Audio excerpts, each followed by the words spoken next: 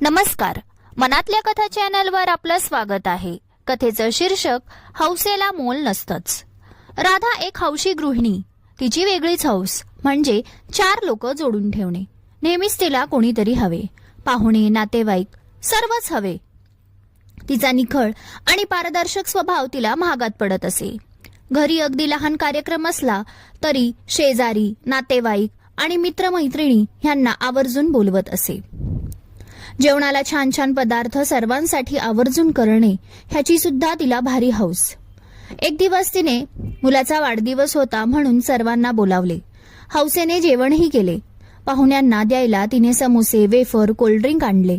छान घर सजवले होते। ती सुद्धा छान तयार झाली होती। केक कापला। थोड्या वेळाने ती सर्वांना जेवायला वाढत होती। किचनमध्ये गेली तर तिची जवळची मैत्रीण बाजूला बसलेल्या बाईला म्हणत होती, राधा कसली आहे ग, हिला काय कळत नाही का, कसली तिखटझार भाजी केली आहे। दुसरी मैत्रीणही तिला दुजोरा देत म्हणाली, हो ना, किती तिखट केलं आहे, हल्ली कोणी घरी बनवत बसतं का, छान बाहेरून जेवण मागवायचे तर काय हे उपद्व्याप करते ही। हे ऐकताच राधाच्या डोळ्यात टचकन पाणी आले। तिच्या मनाला वाटले, आपण सकाळपासून इतकं राबून हौसेने जेवण बनवले आणि ह्या दोघी नावं ठेवत आहेत। झाली असेल भाजी तिखट म्हणून काय असे नावं ठेवायचं।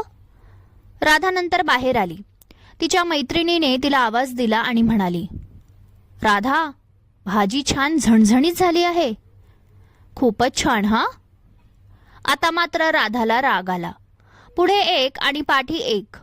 ती त्या मैत्रिणीकडे गेली आणि म्हणाली, झाली आहे ना झणझणीत, पण काही लोकांना घरचं नकोच वाटतं ग, बाहेरचं जेवण पोटात कोंबायला आवडतं, शेवटी काय गाढवाला गुळाची चव माहीत असते का।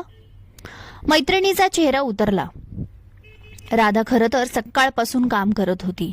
भाजी आणून निवडून घराची साफसफाई सर्व काही तिनं केलं।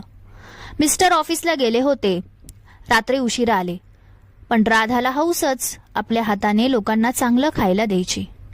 आज मात्र तिला मैत्रिणींची कुजबूज ऐकून असं वाटलं, आपण कितीही मेहनत केली तरी लोक नावं ठेवण्यात कसर ठेवत नाही।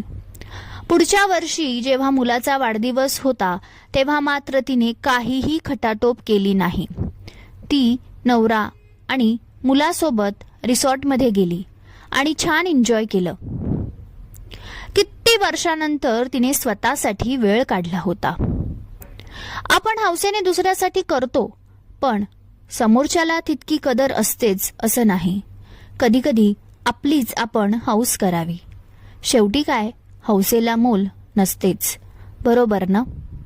कथालेखन अश्विनी कुणाल ओगले। श्रोते हो, तुम्हाला जर कथा आवडली असेल तर एक लाईक जरूर द्या आणि कमेंट करायला विसरू नका। आणि तुम्ही चॅनलला जर सबस्क्राईब केलं नसेल तर चॅनलला जरूर सबस्क्राईब करा।